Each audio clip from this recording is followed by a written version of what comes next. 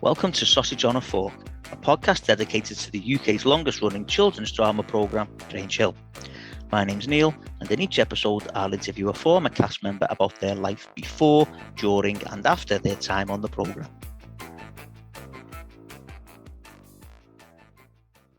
Okay, welcome to the latest episode of Sausage on a Fork, and I am absolutely delighted to say that I have been joined for this episode by none other than William Brand, who played Mr Jan Van Der Groot. Bill, very good. Thank you very much. Good. William, welcome. Seriously, that was perfect. That was absolutely fine. Thank you very much. Well, welcome, Bill, and thank you. Nice to be here. No, not at all, not at all. What we'll do, Bill, is we'll start this episode the way we start every episode. And if you could tell us how you first got into acting. Okay, interesting. Well, I guess one of the first things to say is that I grew up, my dad had been an actor when he was a young man. Right. So he was a singer as well, and he was this is during the Second World War. Uh-huh. He was in England. He was Dutch, my dad, and he was in England. He was actually on a particular kind of leave. I won't go into the details. My dad had a very dramatic early life. In fact, a lot of his life was quite dramatic. He was on leave and he was singing in a hotel bar. He was the kind of guy, if there was a piano and somebody playing, he would start singing. I'm the same way. And he was singing there, and some people came up to him and they said, "Gosh, you've got a terrific voice.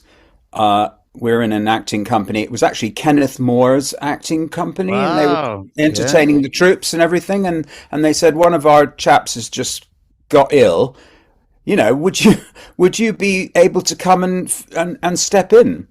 And so he did. And so he toured with them for a couple of weeks. And then eventually he had to go back in and do what he was doing before in the military.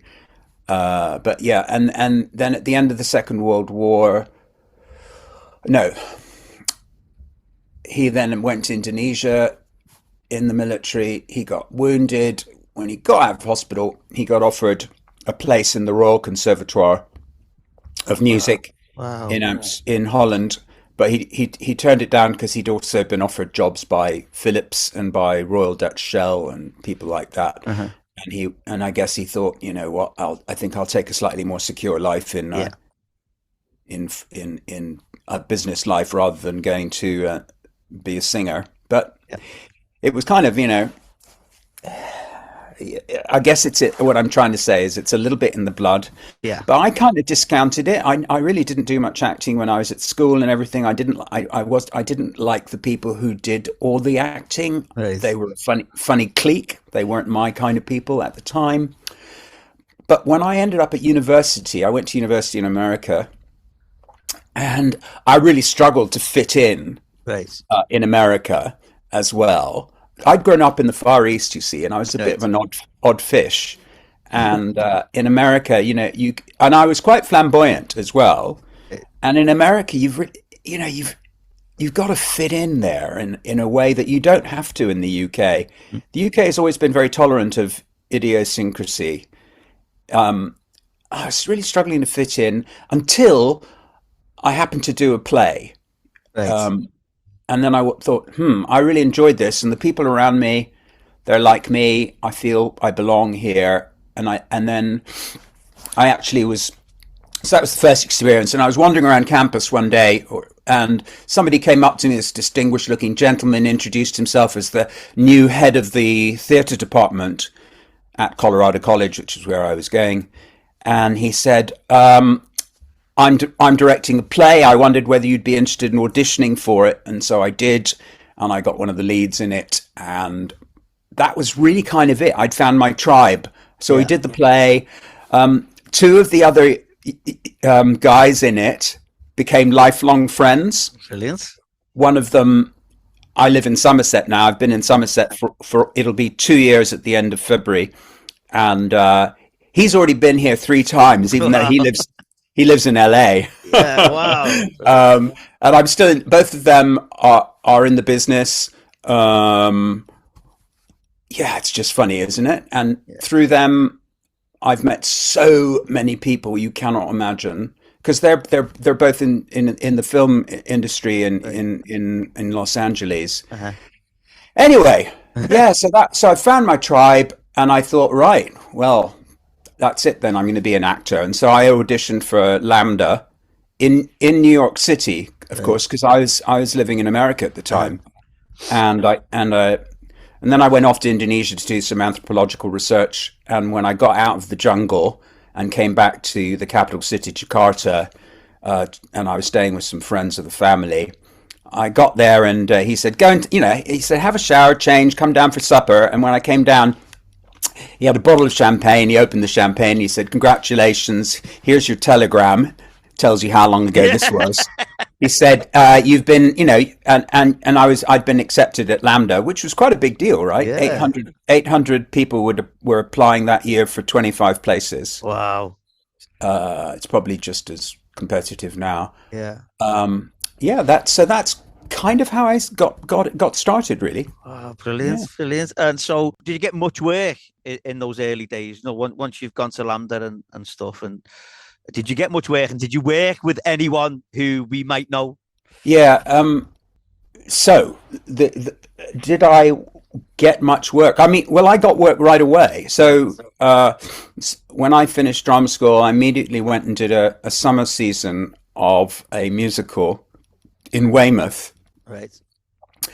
Um, I mean, it wasn't very much money, and we were staying in a converted stable at the Right. bottom of this hotel.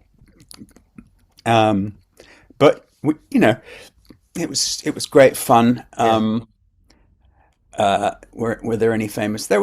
I remember one of the actresses in the company was going out with one of Edward Woodward's sons. All right. This is just, the kind of, and he was already a friend of mine because we both had motorcycles. I had a Moto Guzzi, an Italian motorcycle, and he had an Italian motorcycle, and we'd met at a party, and anyway. Yeah. And so I had met her through him, and she was going to do it, and then at the end, I think she decided it wasn't glamorous enough for her. Right.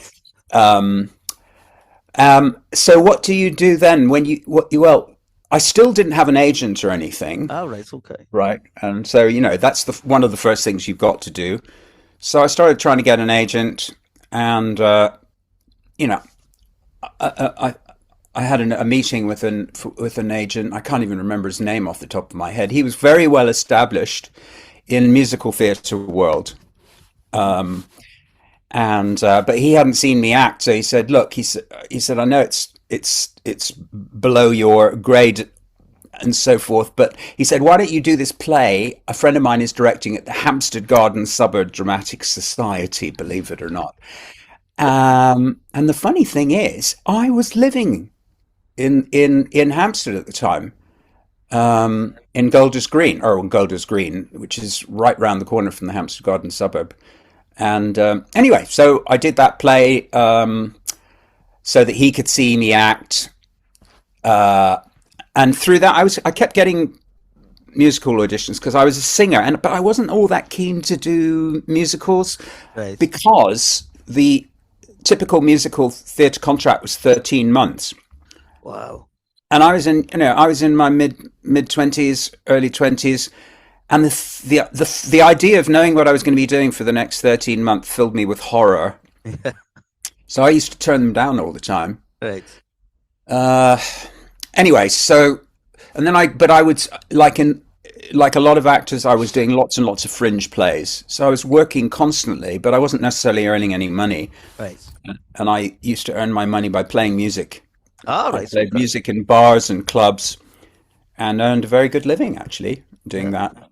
And then I'd do these fringe plays.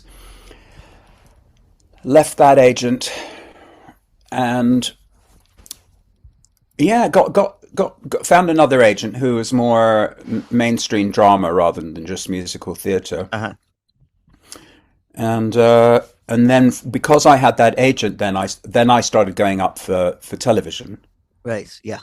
Oh, I should say that I got in those days you had to earn your equity card, Yeah. and I did that through getting contracts for all my musical engagements. Right. So Yeah. every time I'd get a gig in a pub or a restaurant or a hotel or whatever, I'd say, I hope you won't mind, just please sign this, Uh-huh. and then that way I'll get my equity card. And I got my equity card within a couple of months. So that was, Brilliant. in Yeah. those days, a lot of actresses used to have to do striptease in order to get their equity cards. Believe it or not, Wow. it was really quite tawdry. Yeah. Anyway, so got my equity card, got my agent, started going out for television, and then I started getting television parts. I remember I think my very first job in front of a camera was, believe it or not, with Bill Nye Right. and Wow. and Carol Drinkwater, Yeah. and Wow. it was a drama series in which was used to teach English, believe it or not. So, Bill Nye perhaps wasn't quite as famous then as he is now, Yeah. but wasn't he? Yeah, he was going out with another friend of mine at the time called Diana Quick, and I'm sure he won't mind me saying this because he's quit. He hasn't drunk for years, but in those days he was drinking, Right. and he and Carol Drinkwater. I think they were quite bored doing this thing because it wasn't very grand, Right. and the scene was set in a wine bar, and they had somehow managed to persuade them to serve them real champagne. And both of them got really tipsy. At one point, they were laughing so hard they slid underneath the table. Brilliant. Anyway, that was my first job in front of the camera. Yeah. Like I was looking through like the IMDb, and I saw you were in something called "Wish Me Luck" with. Well, you were I was just about to say, in terms of people that that were well known at the time, I did this series called Wish Me Luck, and a lot of people in that were either already famous or later became famous. Jeremy Northam, for example, was in that, and of course he became. He's done some extraordinary, wonderful series and wonderful movies. Susanna Hamilton was in it.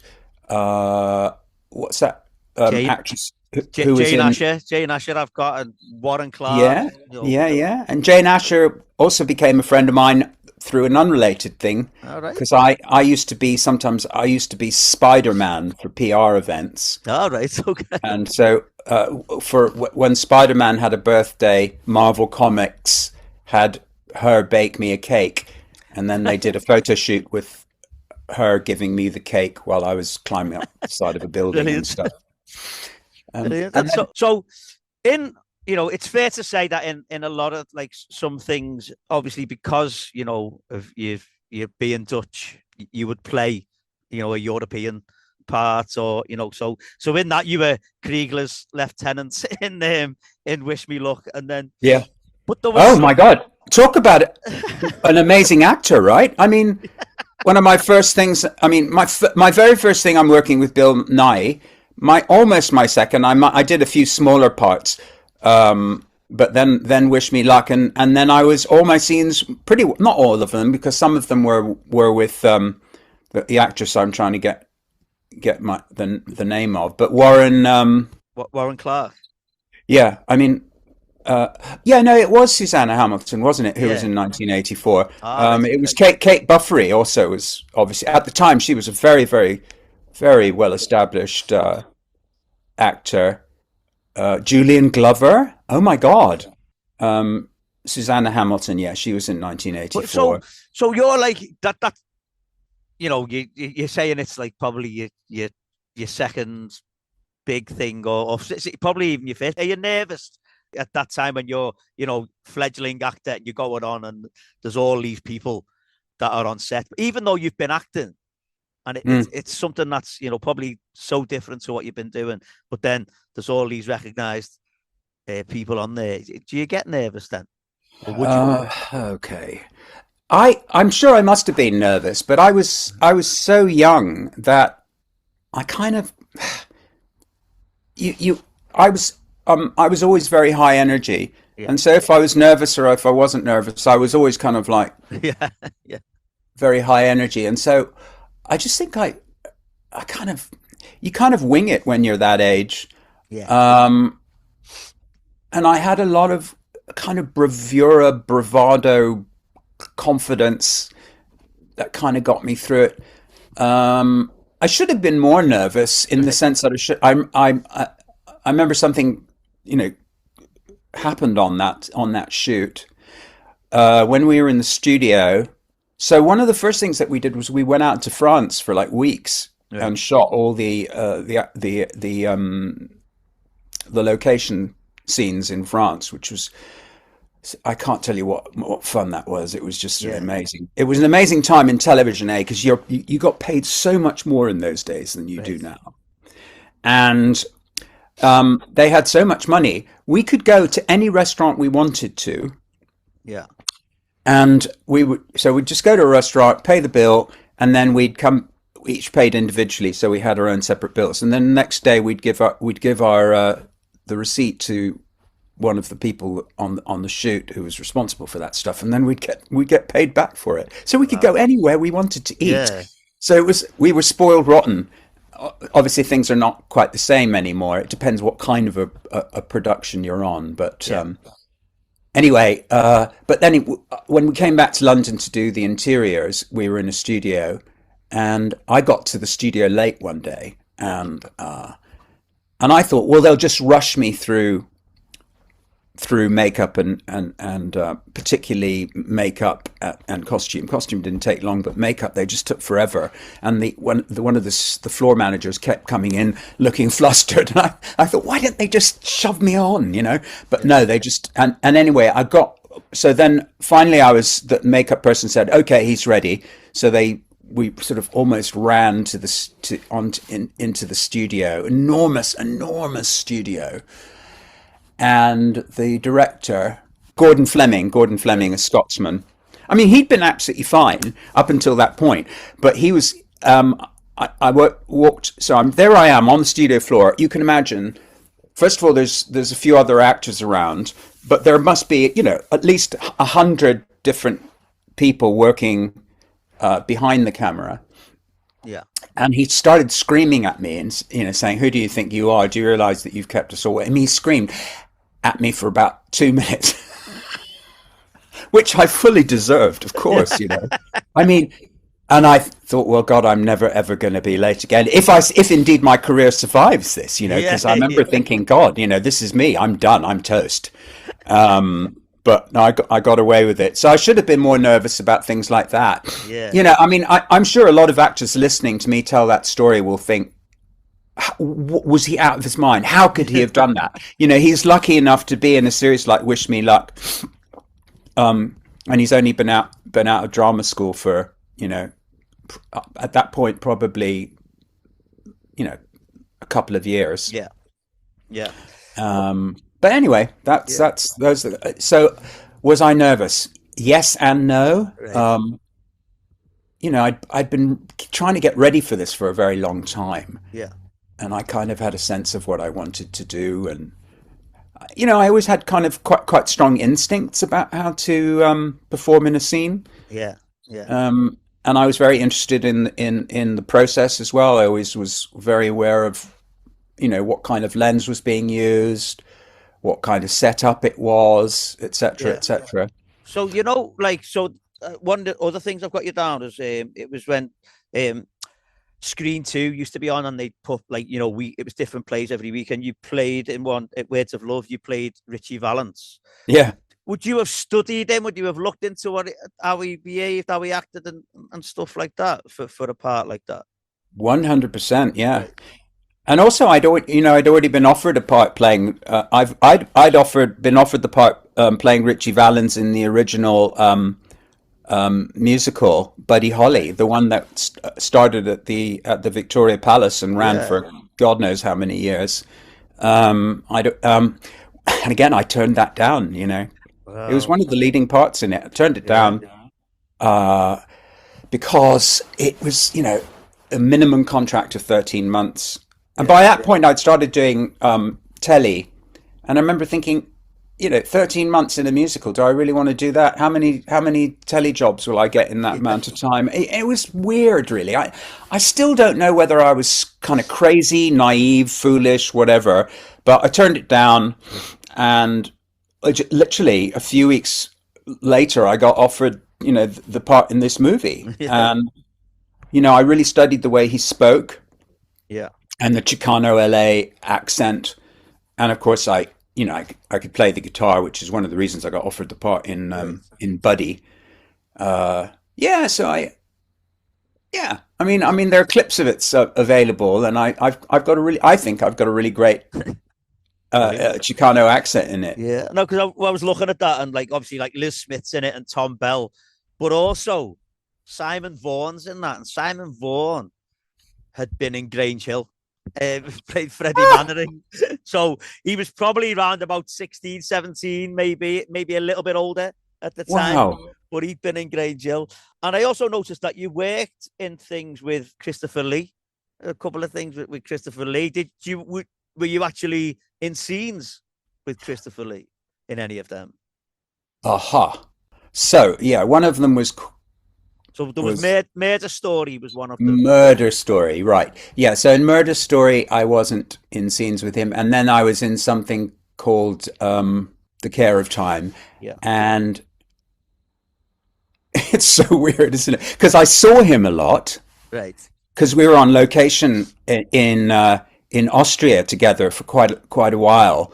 So I got to know him really well, but I don't think I was in any scenes with him. I'm pretty sure I wasn't in any scenes with him, but I got to know him Yeah. very well. Yeah, God, I know that, and there's some other reasons why I've got some connections with him. But yeah, I did two different things with him. Yeah. Very distinguished. Yeah.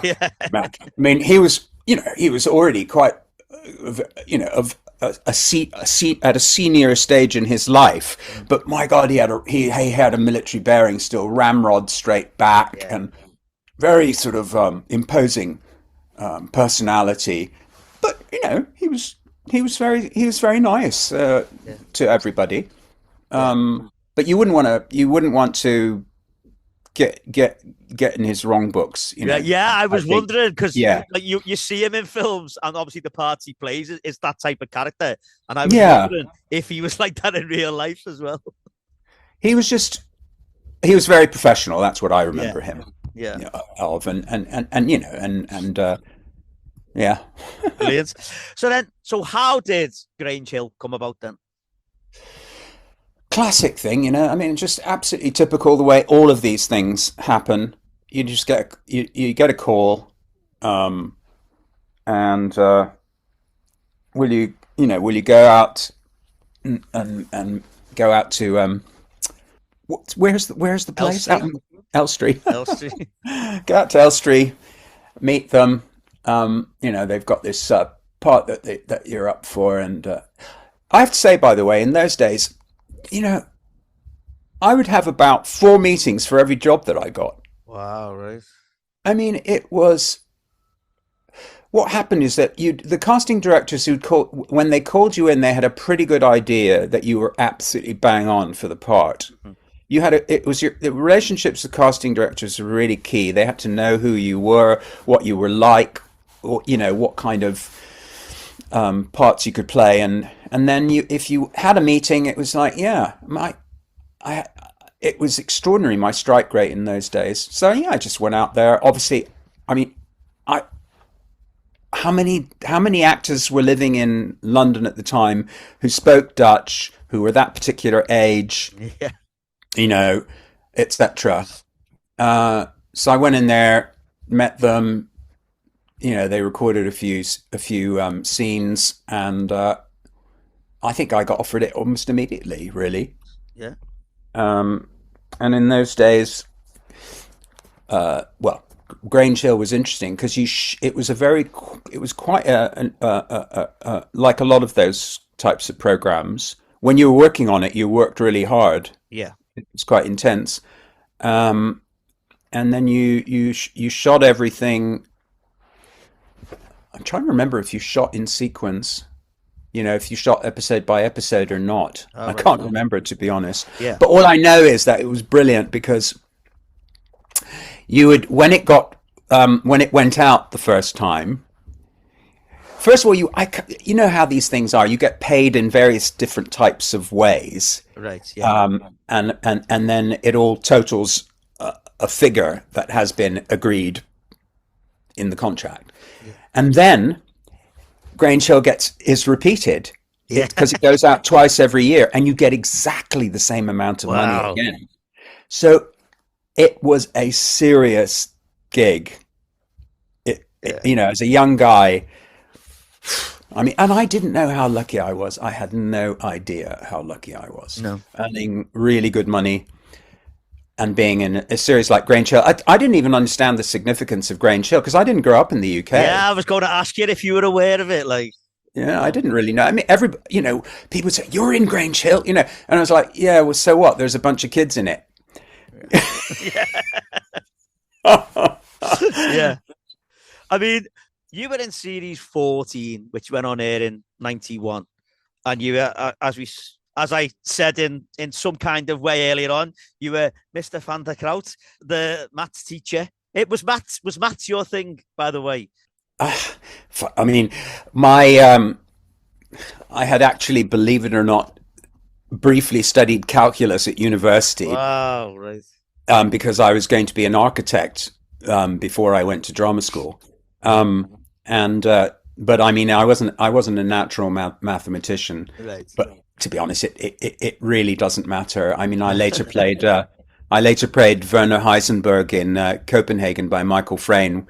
Heisenberg, of course, was a Nobel Prize-winning nuclear physicist, who came up with the idea of quantum physics and uncertainty. And I studied physics also at university briefly, but it didn't matter, right? Yeah, yeah. Because it's acting, not.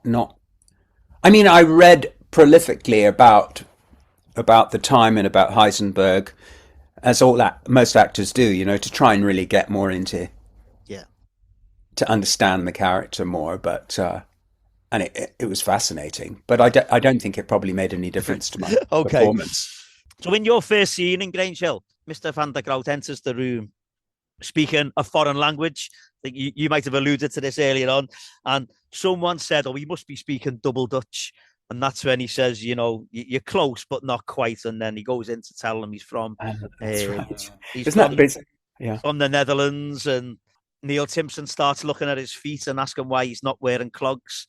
He said, "You don't wear clogs, don't you?" And Jan says, my God. Jan says to them, "Well, yeah, we all live in windmills as well." And something then, about a dike, perhaps, and probably cheese. And then he tells them his name's Jan. He writes it on the board, and then the obvious conversation then of Jan. Being the pronunciation like being spelled like a girl's name, and all the kids swapped all their name cards around. Then, if you remember that, because he asks Julie Corrigan a question. And Neil Timpson answers, and he goes, "No, I know you. I know Julie's a girl's name." And one of the kids says, "Don't you mean Julie?" Very good, very good. This is so hilarious hearing you say this, because I swear to God, I've watched that scene maybe once or twice since we shot it.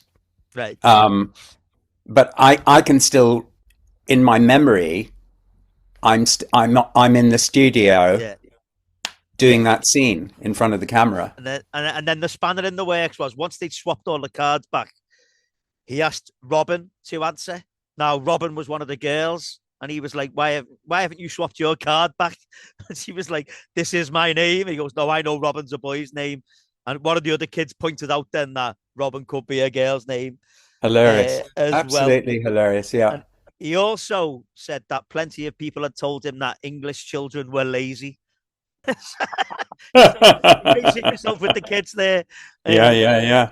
We later saw Mr. Van Der Groot slip on a wet patch on the corridor, which was part of an ongoing storyline with the water and the burst pipes. That's right. That's right. Yeah. Was that a pratfall, or did you sort of plan your slip?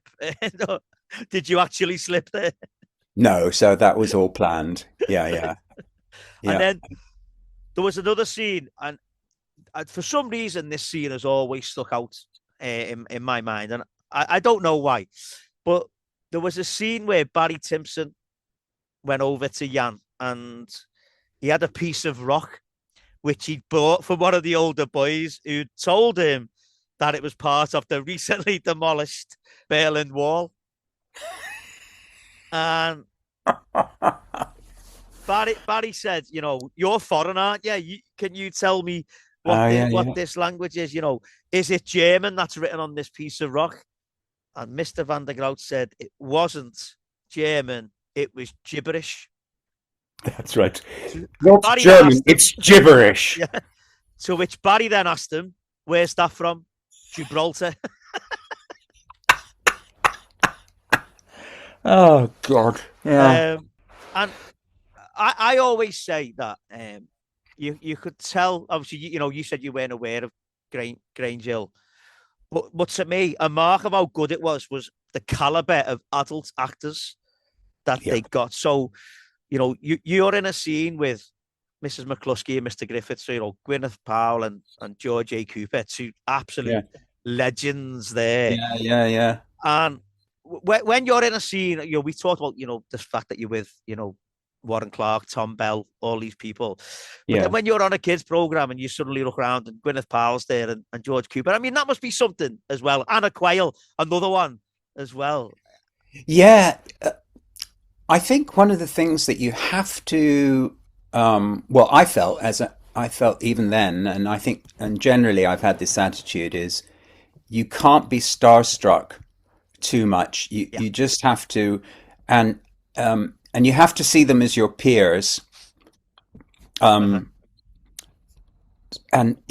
so that's the attitude I took. And even if you are a little bit, in awe of them, once you've done the scene, a couple of times, that disappears because filming is so technical. That's one thing. So filming is technical, and then it's an art form as well. You as an actor have to practice your craft, but also you have to do that more undefinable thing, that more mysterious thing of making something that's artistically dramatic as well. And so you just kind of forget about that. I mean, I did a film with Anne Hathaway, for example. Yeah. And of course is a huge star. Uh-huh. When I met her, I was obviously quite excited to meet her. But then once you start doing the scene and everything, she's just an she's an actor, Yeah. And she's also incredibly funny. And she put me at my ease. I remember she was telling a story and she laughed so hard and she threw her legs up and almost flipped over the back of the sofa. Not quite, but I mean, her legs went completely up in the air. Yeah. But she was sharp. I remember it was the first time there was an English director who hadn't directed any Hollywood studio movies, and this was his first one. Occasionally he wasn't quite. You could see that he wasn't quite exactly sure exactly what was happening next, and she would wait about 10 seconds, and if he still looked a little bit confused, she would tell him exactly what was happening next. She knew absolutely everything about what was going on. Anyway, so you whoever it is, I'm just trying to think if there are any exceptions to that about people that I did find it a little daunting to work with. If so, I'll have to remember it as it comes to me. But I mean, so I'm saying there's that scene there with Gwyneth Powell and George A. Cooper, Miss McCluskey, Mr. Griffiths, and they're talking about the flood because it was like a big ongoing thing. The bear, talking about the flood and the damage it had done. And again, Mr. Van Der Groot not really ingratiating himself again here, because he says, he looks around and then he goes, well, I imagine the school must be due for redecoration soon as well. To which Mrs. McCluskey gave one of her sarcastic laughs. And then that scene ended. I dread to think what happened to him after that scene had ended. But yeah, and there was another one where, and I like this scene because having worked at where I work in a school now, so working with kids, this is quite a poignant one for me. We saw Mr. Van Der Groot at like trackside when when Mike Bentley was doing his training. Now Mike Bentley was like, you know, superstar. He was like the fastest runner, schoolboy runner in the country, and there was an American lady there, and Jan was talking to her about how he didn't think Mike should be training so soon after he'd just run in a big event. He was questioning then, when does he actually get a chance to enjoy what he does? That to me is sport in a nutshell. Should just be kids going and enjoying what they do. I work in a school and we're out every week at different sports competitions, and we turn up, and if the kids don't win it, so what? They've had to go. You know what I mean? And absolutely. And that's what it should be. Obviously, when you get professional, then obviously a different thing there. But kids for me, kids sports and activities should just be go and have a go, and enjoy it. Yeah, absolutely. And I love that. I love that story. So long ago as well. That the Dutch temperament coming out. You know, let them enjoy it first. He doesn't need to be training all the time, because there is that thing. And you know, I've always heard of Dutch people having this sort of laid back temperament. Would you say that Dutch people do have a laid back temperament? Funnily enough, I wouldn't actually. Right. Dutch people are very, very, just generally speaking, they're very commercially minded. Right.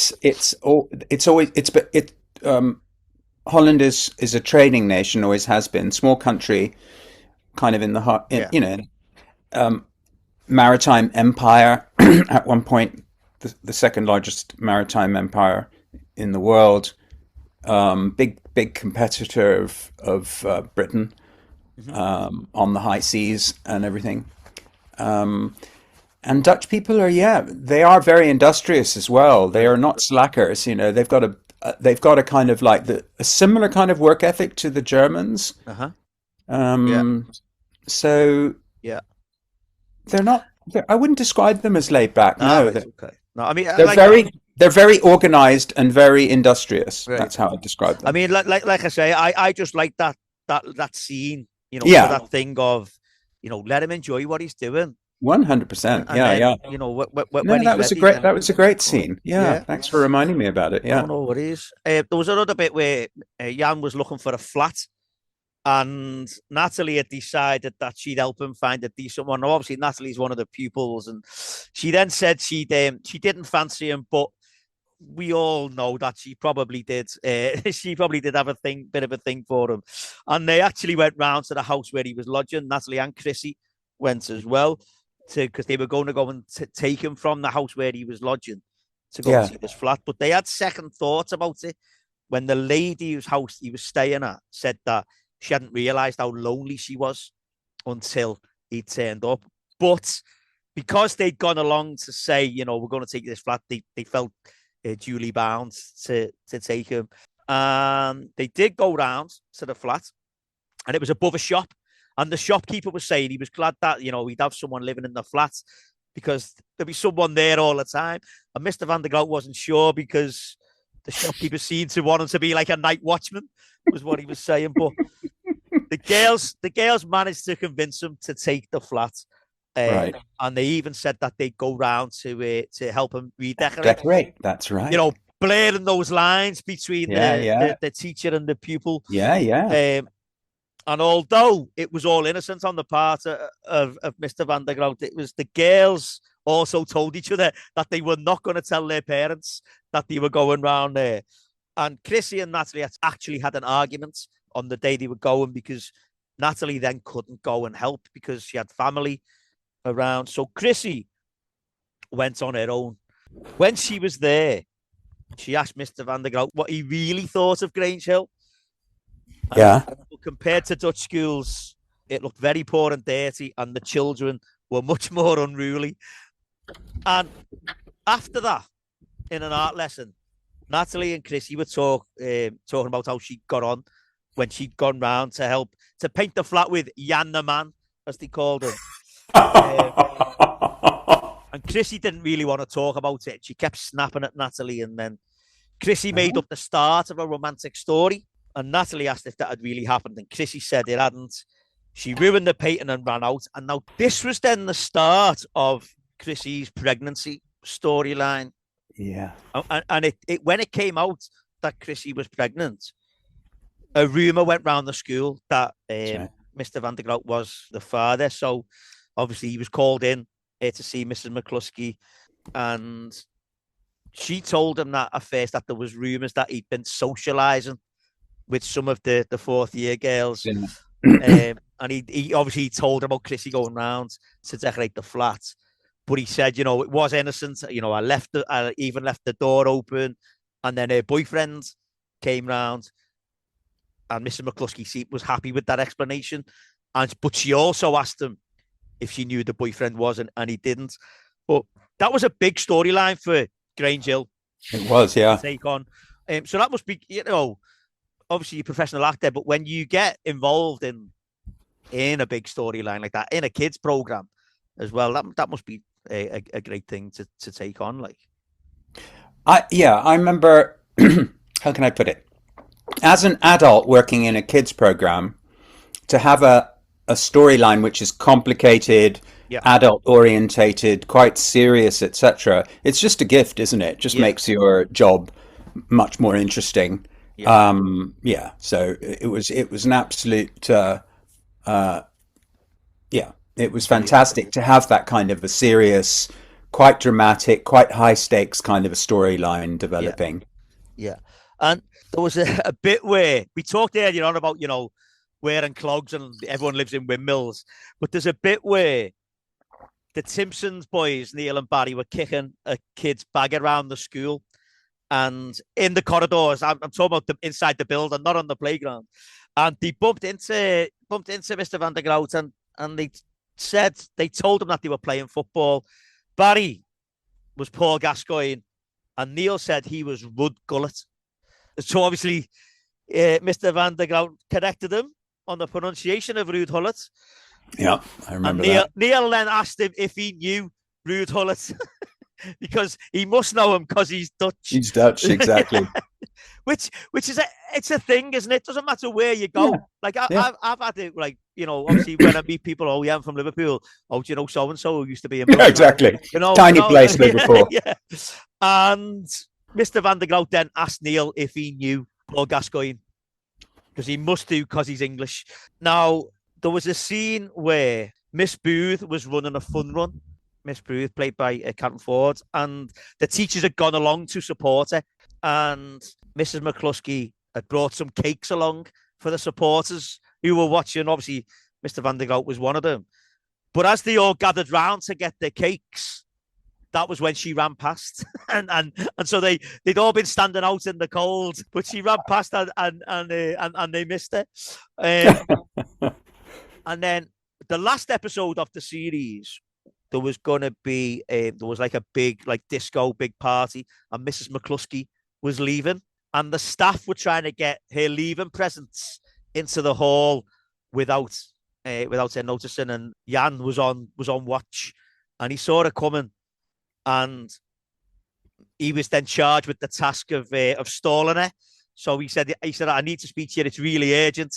So takes her into the office, and all he said to her was, I think it's great that you're going to be advising teachers who are like me, coming from another country to work here. And she was like, I'm in a hurry. He said, no, yeah, I know you're in a hurry. Time flies, doesn't it? And in the end, they get the presents to the hall, just enough time. So they get the presents there. So it was mission accomplished. But Mrs McCluskey, obviously, Grange Hill legend, was afforded this big leaving thing. But Mr Van Der Groot wasn't. Now, whenever I'm putting an episode of the podcast online, I put picture clues. online for people to guess who the next guest is going for who that guest is going to be, and whoever guesses first gets to ask the next question. So I've got a question from someone called Charles Ball. Now, Charles' question is to do with you leaving. So the question is: was your character only scripted for the one series, or were you offered another one? That's a great question. I was going to bring it up myself just in case it hadn't been asked. Okay. This relates to something that I mentioned to you just in a text exchange as we were, organizing this. Yeah, so a couple of things. So first of all, I've already told you that I used to get anxious about the idea of knowing what I was going to be doing in a year's time. That's why I used to turn down so many different musicals, probably about 5 or 6 or 7 different musicals. It must have been frustrating for my agent, except I guess they also realized that I was getting quite a bit of television at the time, so maybe they didn't mind so much. Uh-huh. But that was definitely going on. And so when I got offered Grange Hill, I thought to myself, well, I'll just do it for 1 year. But I didn't tell them that to begin with. But about halfway through,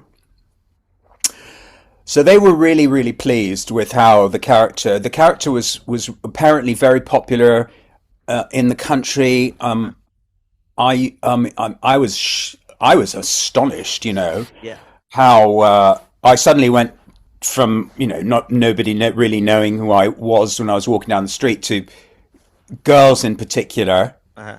They'd spot me in my car or something, and they'd all start pointing, and there'd be quite a kerfuffle. And so I hadn't really occurred to me just how big a deal Grange Hill was.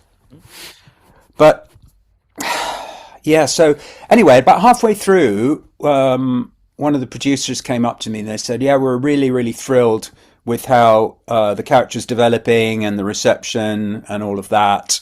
And we've got a really, really interesting storyline developing for the rest of this year and for next year." Right. And I basically said, "Well, I just have to let you know that I'm not intending to stay for another year." And they were, you could see they were absolutely shocked. Yeah. And all I can say is arrogance of youth. I was scared about being typecast as well. Yeah. What I should have done is I should have got some advice. I made that decision completely on my own. I didn't talk to my agent about it. Yeah. And I think it was arrogant. I think it was naive. I think I was, a little bit rash, foolhardy, a little bit ignorant. So they were shocked. And my storyline had been just building, and then it just started getting smaller. And I knew why that was. So if I could do it all over again, I would not have done that. I would have agreed to have stayed for a second year. Yeah. I don't think I could have stayed for longer than that. I remember thinking, I don't want to be doing this, I don't want to do this for a second year, but I definitely don't think I would have done it for a third year. Yeah. I've done musicals with people. I did Mamma Mia, the musical. Yeah. And there was a guy in it who'd been doing it for 7 years.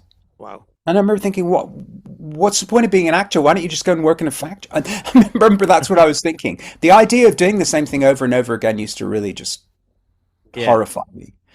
Anyway, so yeah, I mean, I kind of pulled the carpet out from under them in a way by telling them halfway through the season, halfway through shooting, that I wasn't going to do a second year, and that's why that character just disappeared. Yeah, because you were only in 12 episodes, but like you just said there, you feature quite heavily in the first half of it, and then comes the second half of the series, then you're not in episodes 12, 13, 14, 15, 16, or 18. It's sort of like the last 3, like 17, 19. Yeah, they basically went, okay, well, he's not doing the second year.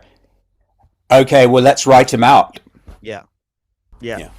So yeah, so after Mr. Van Der Groot left Grange Hill, when I've looked at your IMDb page, now I always say this is my catchphrase. I know it's not the most reliable source of information, but there's nothing from when you left Grange Hill to 2002.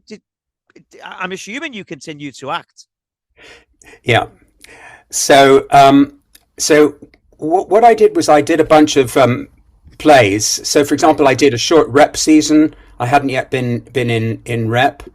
I did Joseph and the Amazing Technicolor Dreamcoat at what was it called? The rep company I was in Basingstoke at the Horseshoe Theatre. I think the company was called something else, and then we followed that up with Another Country. Great. I did a production of Little Shop of Horrors in at the Redgrave Theatre in Hampshire. Who were you playing in that? Seymour. Oh, brilliant! Yeah. Brilliant. I love. And earlier on, my very first, my second professional job had been understudying Seymour in the West End. Wow. In the original West End production of Little Shop of Horrors. Yeah, my second ever professional job. That was that.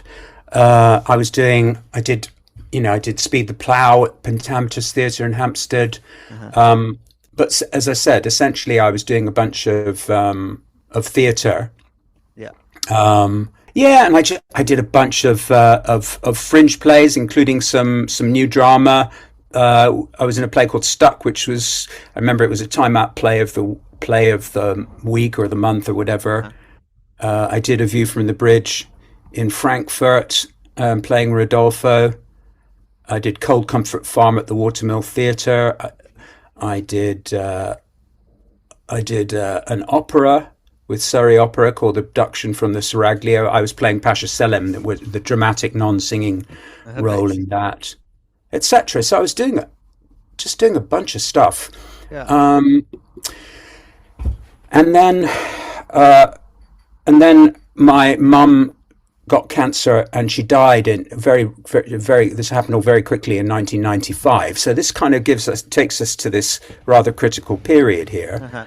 So from Grange Hill till then, I guess I didn't do any telly, which is really that was quite surprising to me to see that, to be honest.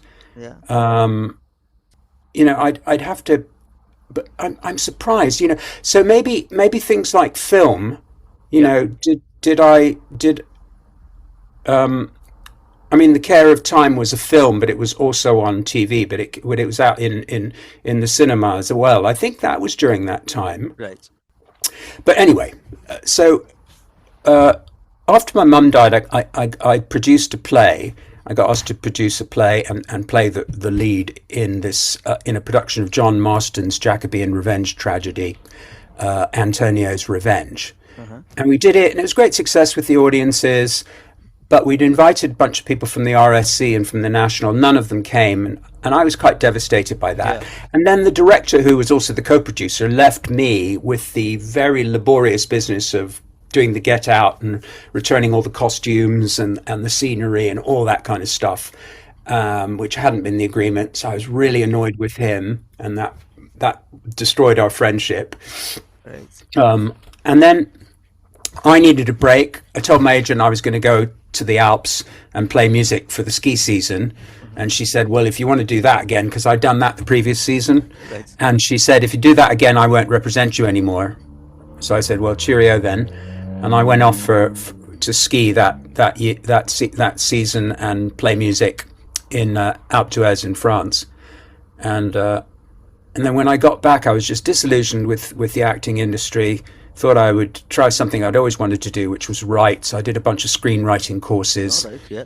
And I think I did this guy's course by Robert McKee's story structure course, which was really fantastic. Started writing screenplays, had some early, quite considerable success. I entered a European Union Media 2000 script development competition, and I got onto a shortlist of 3 for the final.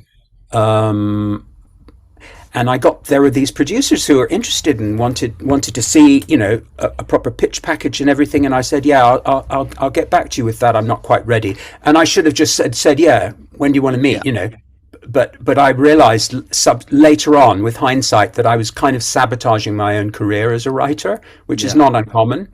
I had some, and I'd had another drama series in development at a company which was quite well established at that time, doesn't exist anymore, called United Film and Television, and that was going really well, actually, until the commissioning editor rang me up and said, have you heard the news? And another company was developing a drama on the same subject as ours, which is about young psychiatrists in training, and they were just by fluke, and they were already shooting, so that meant there wasn't space for us.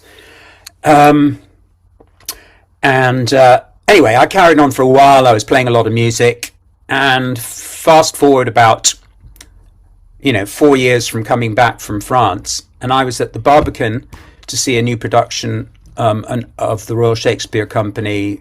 I can't even remember what it was. And I walked into the lobby, and the guy who I'd produced the play with, who'd left me in the lurch, saw me and started walking over to me. And I thought, hello, I wonder what this is going to be like. Anyway, he put out his hand and he apologized. He said, I'm really, really sorry. Yeah. He said, I should never have left you like that. And I'm really sorry. And I thought, well, that's a genuine apology. And I said, don't worry about it. Let's bygones be bygones. And then he said, I'm the assistant director of this production. He said, would you like to come to the opening night party tonight? I said, yeah, that would be great. I was with my girlfriend at the time. So we went to the party. He couldn't have been nicer to us. And then he said, I'm going to the National now. Richard Eyre was the director of that production that we were watching, and Richard Eyre was going to the National to become artistic director. And he said, I'm going to be Richard Eyre's assistant at the National. So I'll invite you to see things. And true to his word, he would invite us to see a play every 10 days or so. Wow. And we were guests at the National. We'd have drinks in the green room, and then we'd see the play, etc. And after about a month of this, he said, Bill, do you ever think of acting again? And I said, yeah, funnily enough, I've begun to miss it. And I was thinking, yeah, it'd be good to get back into it. My girlfriend had said the same thing to me about a week prior to that. So it was obviously something I was giving up. And he said, look, there's something coming up here that you would just be ideal for. So get in touch with the casting department. And I remember thinking, okay, I will. I mean, I'd been in touch with the casting department at the National so many times and never got asked in for anything specific, only for general casting interviews. Yeah. But I got in touch with them, and I got a call, an actual telephone call, like the very next day. And they said, would you like to come in? When are you free? And I arranged a meeting, came in, and they had me read some scenes, and they told me about this new play by Michael Frayn. And they said, look, you haven't done anything for 4 years, but this might be ideal for you, because to begin with, we're going to have a second company, and you'll get rehearsed and everything, and you'll be properly prepared, but you won't be necessarily playing any performances when we're in rep at the National, but we think it's going to go into the West End.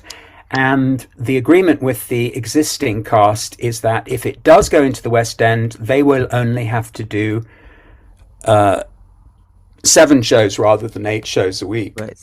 Which means that we'll need another company, and that's who you will be. And I went, okay. Anyway, they offered me the part, started rehearsing at the National. This is my very first job after being out of the industry for 4 years. I didn't even have an agent. No. It was an amazing experience. Sure enough, we go into and it was directed by Michael Blakemore, amazing director. Mm-hmm. I remember I went to New York for Christmas, and I came back, and there was a message on my answering machine saying, answering machines, remember those things? And it was from the National saying, yeah, you guys have got a public performance at the National in something like 2 days' time in the Cottesloe Theatre. You can invite people. The casting department of the National is going to be there.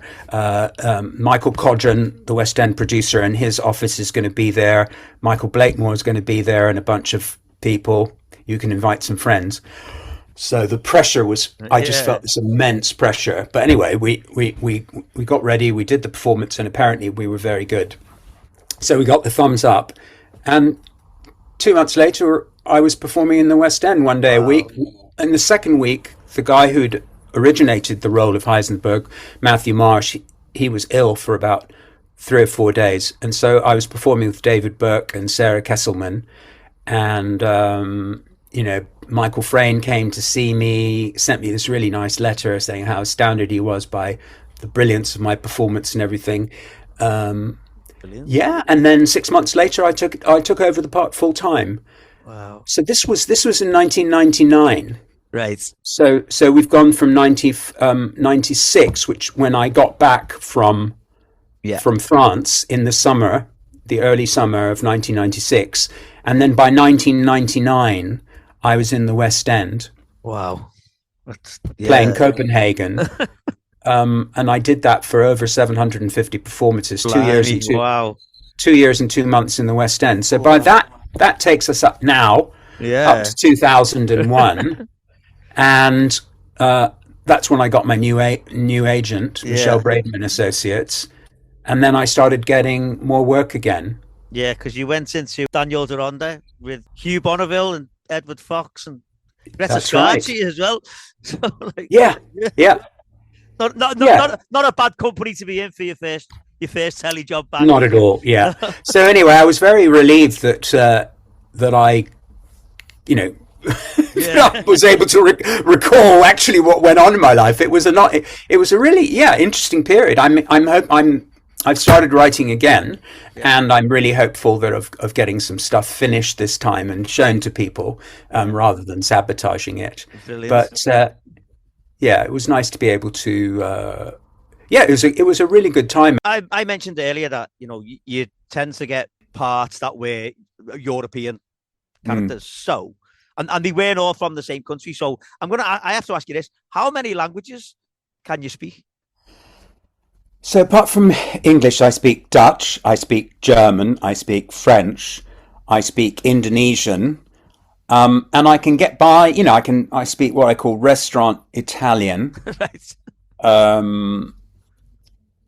Anything else? I mean, I used to be able to get along in Urdu and Right. Hindi because I lived Wow. in India and Yeah. Pakistan. Yeah, but I've done a whole film in speaking German. Yeah. Wow. Well, it was a short film actually. It was about a half-hour short film Hmm. I did. That was all in German. All the dialogue was in German. Yeah. Wow. Um, Because I yeah. noticed. So you were in an episode of Hyperdrive, which for some reason is a comedy that I bypass. I need to go back and find this because when I looked at who was in it and the premise of it, I thought that's tremendous because you played the Danish commander in that. But it's like people like Nick Frost and Kevin Eldon, Miranda Hart, Sally Phillips. So when you're in a program and you've got people like that who are that funny, is it difficult to get to get through scenes with them? Like, are you constantly scared that you're going to start corpsing when it's a comedy and they're that funny? That's a really good point. Um, Because, like I say, when I saw yeah, yeah. that cast, I just thought that it must be so hard because Unbelievable. Yeah, yeah, yeah. other comedies that I've Yeah, seen. yeah. How do they get through a scene? How do you get a take done? Well, if I'm really, really honest, I can barely remember Right. Okay. filming this, and I have no idea why that is the case. Yeah. But I do. For whatever reason, whoever I was working with were feeling very professional and serious and high-minded when we were doing it. And I just recall, I recall getting it done really, really quickly. Uh-huh. And I think when you're also one of the things you have to be really, really careful about when you're a guest actor, don't make things difficult for the leads who are doing this day in, day out. If they want to have fun, that's their prerogative. If you're a guest actor coming in, make sure you don't waste their time. Yeah. And I think that's probably was my attitude. Right. And something else I've got to talk to you about that's on your CV there, Muppets Most Wanted. Yeah, I know, Right. hilarious. So this is going to be a stupid question. Is it difficult to act to act with the Muppets? Yeah, so you know, when I was doing that, I just remember, you know, first of all, you know, there are like about the key guy was Kermit there, Yeah. and so there were about five or six or seven different Kermits of various different permutations, depending on the type of shot, etc., Right. that were being used, and um, and the way they have eventually shot what I was in, we didn't even need any of them. Oh, right. Okay. Sadly. So I've got a, you know, one of my beloved photographs. I've got a photograph of me with Kermit. Amazing. But sadly, I didn't. You know, I didn't. Ah. He was over there, and I was over here with the camera looking at me. But he was off to one side. Oh no. Oh. Yeah, there you go. Oh, because I saw that and I thought I've got to ask him about the Muppets there because you've been in loads of things, you know, Law and Order and Crossing Lines. I mean, the American one there with Yeah, William Fichtner. But there was something I need to talk to you about, which is War and Peace. yeah. So when I was looking through the cast list of that, I mean, obviously, War and Peace is like a serious thing, but it's got people like Aid Edmondson and Jim Broadbent, you know, Arnold primarily like serious act, like Oh, dramatic actors. I mean, But then you get them Jim in it. Broadbent. I mean, okay, you want to know about being slightly starstruck? I've always really looked up to Jim Broadbent. I think Yeah. he's a great dramatic actor, but he's also a brilliant comic Yeah, actor. that's where I've seen him more so than Yeah. anything. Right, Yeah. and so I thought, oh my God, I remember he did this thing where he was this old aristocrat talking about his falling down kind of like stately home kind of a thing. I Uh-huh. forget what that was, but he was so brilliant in that. Um, anyway, so I remember when I arrived in Vilnius, we shot everything in Vilnius, or Right. I did anyway, when I arrived in Vilnius that first day, that evening. I found out where everybody might be going, and I went to this restaurant, and it was really weird. Actually, I said to them, "Look, I've only just arrived. I don't have a reservation, but might you be able to fit me in? I'm here to, film this because you, it usually helps if you say I'm here to film this thing." And they were so unfriendly to me. They wouldn't get. They said, "No, we've got no tables." Well, And I looked around and there were like tons of tables. And I said, "What, are these all reserved?" "Yeah, they're all reserved." And I said, "Well, I'll just stick around and wait and see if something comes up." And they were like so unhelpful. I mean, they were like really unfriendly. Anyway, and there were these two ladies at a table for four. And I remember thinking, I always do this. So I just went up to them. I said, "Look, I'm really sorry to intrude, but there's no place for me to sit down. And I just wondered if you would mind if I sat at this table with you. I promise not to, to bother you or anything." They said, "No, of course not. Sit down." So I just sat down and I said, "These ladies say I can sit with them, so please bring me the menu." I was really annoyed at this restaurant. Anyway, so I was having a look at the menu and everything, and at which point Jim Broadbent and everybody like James Norton and Jesse Buckley and a bunch of other yeah, people. I mean, Jesse Buckley. yeah. Anyway, they all walked in, and so I came up and said hi. And so I just sat down with them. It was a table of about 10 people. And I sat right next to Jim Broadbent. Wow. Yeah. And oh, it was great. It's one of the great joys of being an actor is that you get to see, people that you've been looking up to and everything. Yeah. And then I got to know Jesse Buckley quite well, James Norton quite well. Yeah. Obviously, two outstanding actors. I mean, Yeah. look at Jesse Buckley in Hamnet. I don't know if Oh, you've yeah. seen Yeah. that yet. Yeah. I've not seen it, but yeah, I know what you mean. Yeah. Yeah. Yeah. Yeah. So just moving on then, because recently you've been in The Serpent. Hmm. You were in like 7 episodes of that, Hmm. and again another big, big thing there. Like, but like you say, it does always seem to be this Eastern European or these European characters that you get. So there's been a thing lately, with regarding actors, and if, should someone that's not from that country, should they be playing, a part of someone that is? What's your take on it? Because my own take is whoever's best for the job should be getting, should like any job really. Whoever's best for the job should be getting the job. Yeah. Well, so first of all, casting has become a bit of a minefield, and you just have to accept that the world is changing and that there are certain types of casting considerations which perhaps make it difficult for some actors compared to how it used to be. You just have to accept it. In terms of the Serpent, though, I was playing the Dutch ambassador, so again, it was so you. I've been lucky in the sense that I played British parts, I played American parts, I played Dutch parts, I played German parts. So I've played a whole range. If I had been somebody who only played one type of thing, if I'd been pigeonholed to that extent, it would have been really frustrating. Yeah. But to be in a series like that, now let's be really honest. The reason I got that part was that I could speak Dutch, because there was a fair amount of Dutch dialogue, but they also needed somebody who was very confident, speaking English. Yeah. So, that's how I got the part. Yeah. And as a result, I got to be in a series that was the #1 global Netflix series for 2 weeks. Brilliant. It was the #1 BBC show.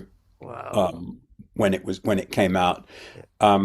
So it was a huge hit, and it was great fun as well. And Taha Rahim, who plays the Serpent, at the time he was very well established in France, but he wasn't necessarily quite as big internationally. Whereas now he's a huge star. Mm-hmm. What a nice man. Yeah. Billy Howell, he and I are friends now. It was really great to work with him. The guys who wrote it and produced it and directed it went on to do one of my favorite series, The Leopard. Right. Anyway, it was great fun, and it was being in Thailand for 3 months. Filming it was just fantastic. Yeah, it was tremendous. Yeah, and then I noticed you were in 2 episodes of Until I Kill You with Anna Maxwell Martin. Obviously making a name for herself as well now, so incredible actor. Yeah. And can you tell us, have you got anything else coming up that you're allowed to tell us about? Because I know you talked about self-tapes earlier on, but is there anything else that you're doing at the moment? Yeah. So no, it's been a frustrating year. So if I look back, say, first of all, it's all self-tapes nowadays for television and film, right? And what that means is when you do a self-tape, it means they've sent out the casting brief to all the agents. Agents suggest everybody they can think of, and they accept all of those submissions. Mm-hmm. And then the director and the producers will see on a screen a whole bunch of thumbnails of actors suggested for parts, and ultimately they're considering about between 4 and 5 times as many different actors as that used to be in contention for a single role. And as a result, the competition is just kind of off the scale compared to what it was. Yeah. But a year ago, for example, I got asked to go to London and meet with the producers of a new movie. And again, I was there. So they met me in the flesh, and then we shot a couple of scenes, and then just with me, obviously. They did have an actor reading the other lines. And the very next day, they called my agent and said, "Yeah, we loved meeting, Bill, and we'd like him to come back." And I went in a few days later, and they had a whole bunch of other scenes. This was a huge part in a huge film, and And the day after that, they rang up my agent and they say, "We love Bill. We'd like to pencil him in. So please put all of these dates in his diary." And it was about 4.5 months Wow. that they wanted me to be committed to it. Yeah, but that didn't happen. But I guess the point I'm trying to make is that when I was seeing people in the flesh, they're not asking as many people to come in. Yeah. Yeah. There's just no time to do that. So the casting directors are doing the work, narrowing down the number of actors that they're putting forward for each part, and as a result, I think it's more focused casting. Yeah, but Right. so I mean, I've been up for a whole bunch of stuff. I'm really proud of the self tapes I do, Yeah. but they're the odds are not what they were. Um, but I'm waiting to hear about things, but I haven't got anything. If there was something that was already booked and it was in the public domain, I'd tell you, but there isn't. Ah, right. Okay. Okay. I just noticed there's one thing upcoming on your IMDb, which is the woman with red hair. Oh right, yeah, yeah, that's Yeah, true. that's in Yeah, that's in post production now. I did that about a year ago. All right. Okay. Yeah, Oh, you've got a few different parts in that. Yeah. yeah, I Oh, do. it's Yeah, voices, is it? So it's like is it it's not. is it Look, podcast? this is Is it audio? Is it then the podcast? no, it's not. Oh, No, but what it is, it's one of these new things. Um, so what's beginning to happen now is that they are shooting movies in a particular kind of a way, so they don't have to worry about the background, essentially. ah, right. Okay. Okay. Yeah. So, for example, this thing that I did this morning, that's one of those. That's an example of something. So the way it's done is they shoot you, and then you agree to allow them to to change. It's all recognizably you, but they can make you do all sorts of different Oh, things. yeah, yeah, yeah, Essentially, yeah. So it's the new world of AI. yeah. So the woman with red hair. I mean, it's unbelievable how quickly they were doing that. That's an AI kind of movie. Wow. And so when we did that, we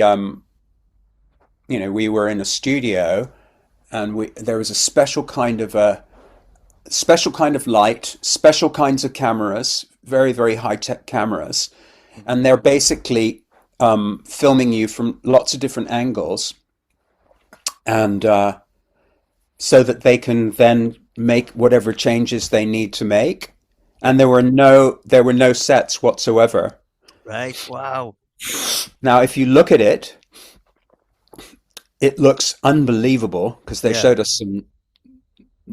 We had a Zoom meeting with one of the producers a few months later, and they showed us some rough cuts, and it looks spectacular. Yeah.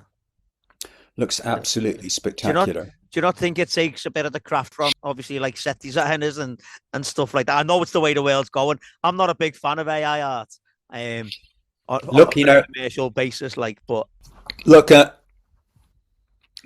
was listening to an interview with an American public intellectual, and he's got a podcast. Uh, Somebody I've known. Anyway, I can't remember his name, but he was talking. They were talking about a guy called Mustafa, who's the head of artificial general intelligence (AGI) at Microsoft. right. He set up a company called DeepMind, which they sold for hundreds of millions to Microsoft, and now he's Microsoft's head of AI. Anyway, and they were saying that in the interview they were talking about that, they said that no, he'd said that between 12 and 18 months, AI could replace anybody, Yeah. particularly white collar work. The irony is, it's the plumbers, the massage therapists, they'll still have work for a Uh-huh. while, but the people with the high paid jobs, the white collar workers earning 200 grand and up, they'll all be replaced. Hmm. In fact, the companies are already not hiring those people. So the world is going to change Yeah, so rapidly, and you know, who the hell knows what kind of an industry we're going to have in 18 months' time. yeah, I mean, yeah, I think there will be jobs for actors and everything, but a lot of people will be replaced, yeah, and a lot of filming and recording will look very different. yeah. Because as a kid, I always loved when a big film was coming out. There'd always be a documentary on the making of it, always. Yeah, yeah, And I and know. I That used was to great, love wasn't it? watching them. Yeah, And yeah, that they don't seem to do that anymore because it's well, filmmaking's changed. It changed from the 80s to the 90s, didn't it? With more CGI coming in and stuff like that. And then, yeah, obviously I remember seeing a picture of George Lucas when they made the one of the first Star Wars films, and there was all these models around him, and then the same photograph of when they made the sequels or the prequels, and he was just stood in front of a green screen yeah. because that's the way it's gone. Like, but no, I mean, like you say, that's the way of the world now, isn't it? And Yeah. I suppose with filmmaking, they want to make it as cheaply as they can. If AI is the way to do it, then that's the way they'll do it, isn't it? Yeah, I mean, at the moment, I think it's people coming into the industry who are using that more. Yeah. So I think the major stars in the established studios won't necessarily be focusing on that Uh-huh. at the moment, but it does allow new players to come into the industry, Yeah. Yeah. and that's a good thing. So that I mean, they weren't new players, but these were not people who were backed by very, very large studios, for example, with the Yeah. woman with red hair. Yeah. And so that's a good thing. But Cool. I mean, I mean, I know a lot of writers and everything, and they're scared. They're really, really Yeah. I scared. can imagine. Yeah. Yeah. I Yeah. can imagine. Okay. So Okay, well, we are coming towards the end of the interview now, Bill, and I've just got yeah. the last few questions for you. They're the same few questions I ask everyone at the end of every episode, and they're all about Grange Hill. Hmm. So over the last couple of years, there was some talk about a Grange Hill movie in the works. We haven't heard anything for ages about it. But what do you think of the idea of making a Grange Hill movie? I think what really strikes me is that how many people are still so fond of Grange Hill. Yeah, When people find out that I was in Grange Hill, they're all usually blown away. It's like saying, "Oh, I was in the Royal Shakespeare Company playing Macbeth or something like that."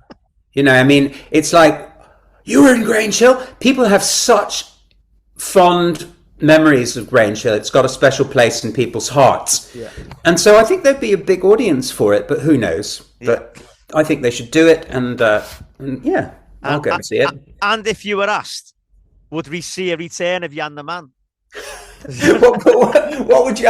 It would have to be like one of those things where they're Jan is sitting in front of in a little cottage somewhere smoking his pipe. Like, yes, when I was a young man, I was a teacher. But, who knows? I don't know. Now, so you've mentioned that you weren't aware of how big a deal Grange Hill was, so you Yeah.